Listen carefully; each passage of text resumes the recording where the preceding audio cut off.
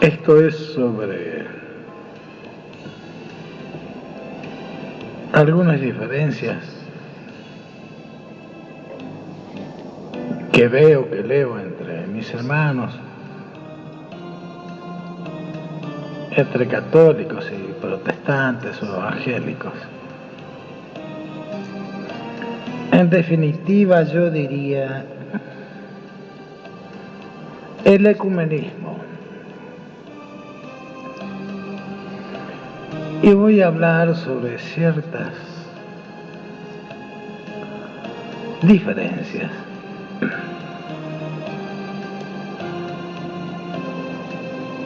Si bien Jesucristo dijo, sobre ti, Pedro, piedra, quiere decir, edificaré, construiré, levantaré, y los sinónimos que quieran, mi iglesia.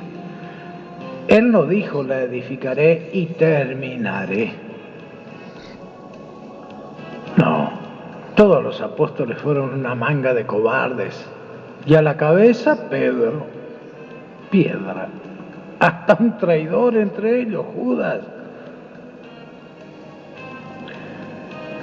Sino que él dijo, mandaré al Espíritu Santo, el Consolador, que Él les revelará todas las cosas.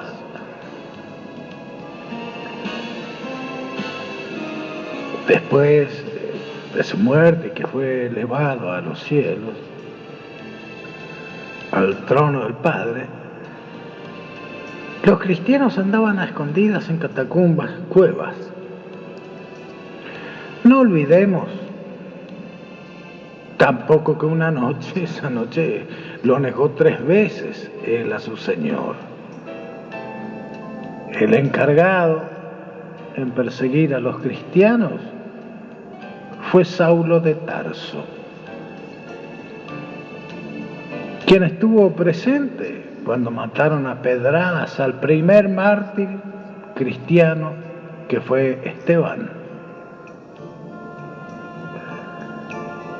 Pedro y todos los apóstoles y convertidos estaban en Jerusalén, y ellos creían que Jesucristo era, y como esperaban los judíos, el Mesías, Salvador, Redentor, pero solo para los judíos, solamente. Todos los demás eran paganos, gentiles, irredentos. Tenían que ser circuncidados.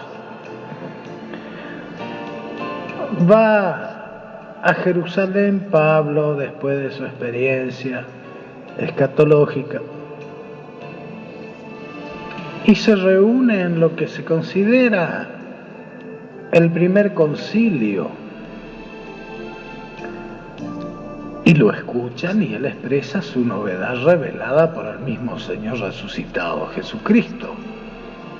Que Jesucristo vino para redimir, salvar a todo el que en él crea, sea judío, esclavo, libre o pagano, gentil, y discute allí fuertemente con Pedro. Dirá después Pablo, yo no he aprendido nada de ellos, de los que lo conocieron y vivieron con el Señor, porque él estuvo al 58 años después de Cristo, él se convierte.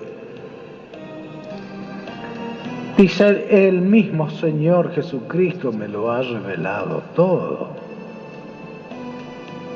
Y Pedro no puede refutar las razones de Pablo y lo encomienda entonces con uno de los apóstoles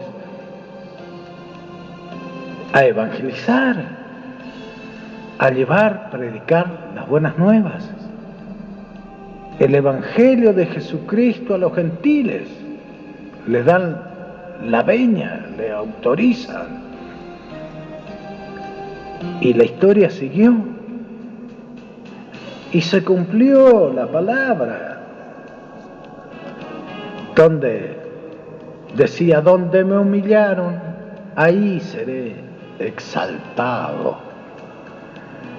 Y cayó el imperio romano.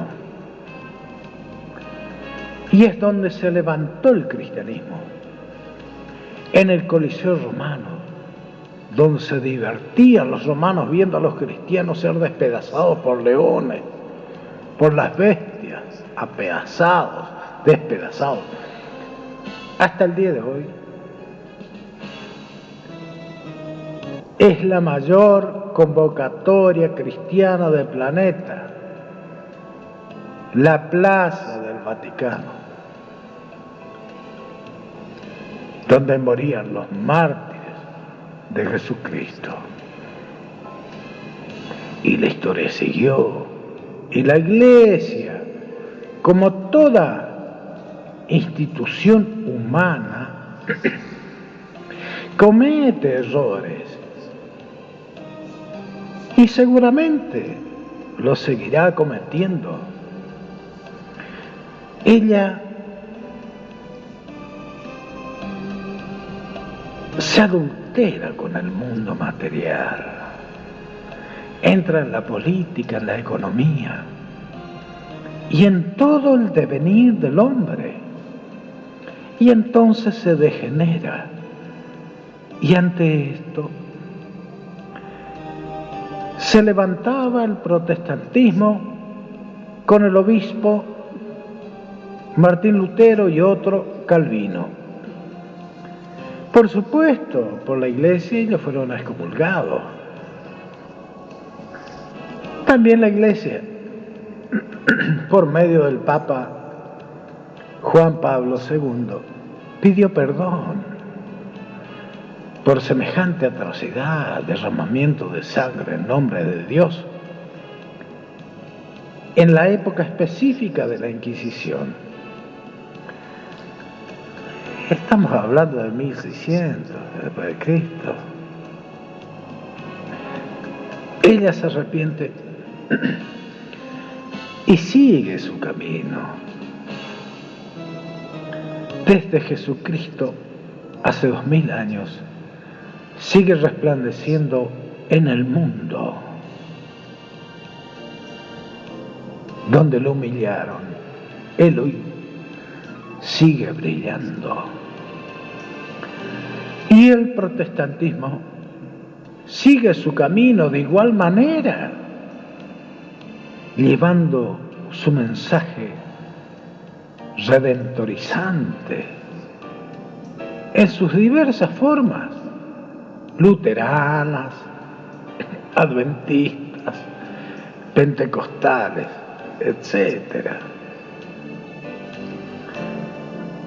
Al comentar de todo esto, y me anima solo la aclaración y el compartir con mis hermanos, porque sé y reconozco su buena fe genuina, intacta, de ambos lados, digamos, que tras haber estudiado teología en institutos católicos y seminarios pastorales,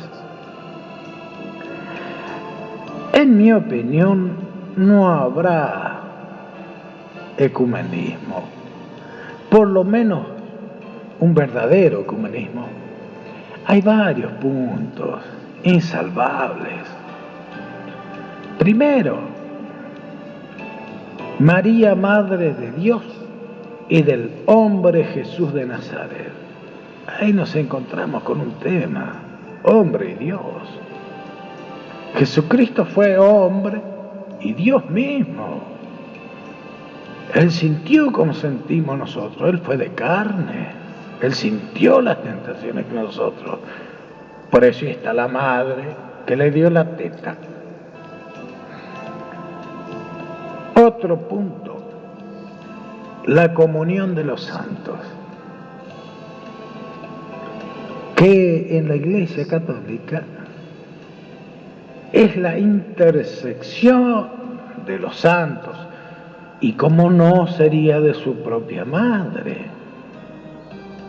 Y también en la oración comunitaria y en el evangelismo, bueno, es por sanidad de algún hermano, una prosperidad, etcétera, para su pueblo.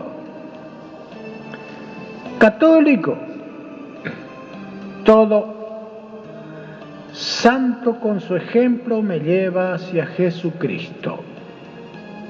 El santo que está con una escoba me enseña a encontrarlo en una escoba, en la limpieza del Señor.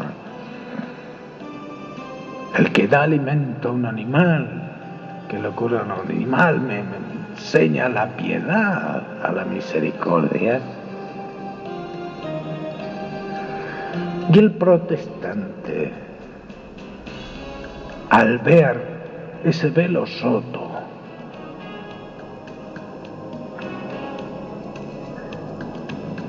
nadie va al Padre si no es por mí. Pero, volviendo a la crucifixión, se rompió el velo del Santísimo, del Santo de los Santos, el lugar más íntimo que Dios tenía con el hombre. Al venir Jesús y al morir, se rompió el velo, dejando al hombre solo frente de Él, frente de Dios, frente a Dios sin mediador. Yo soy el camino, la verdad y vida. Nadie va al Padre si no es por mí. Yo y el Padre, una sola cosa somos. Yo estoy con ustedes hasta el fin del mundo, de los tiempos. Si se reúnen 2 o 3 en mi nombre, yo estoy entre ustedes. Hermanos, la carne redentorizante es Abraham, y él el que fue llamado el padre de la fe, tuvo que pagar tributo, impuesto a otro rey. ¿Quién era ese otro rey? Si él era el que hablaba con Dios mismo. Era el rey Melquisedec. El rey Melquisedec es la carne ya redentorizada por Jesucristo. Por eso está escrito que Él es Rey, Señor y Dios, sacerdote. ¿Por el orden de quién? Por el orden de Melquisedec.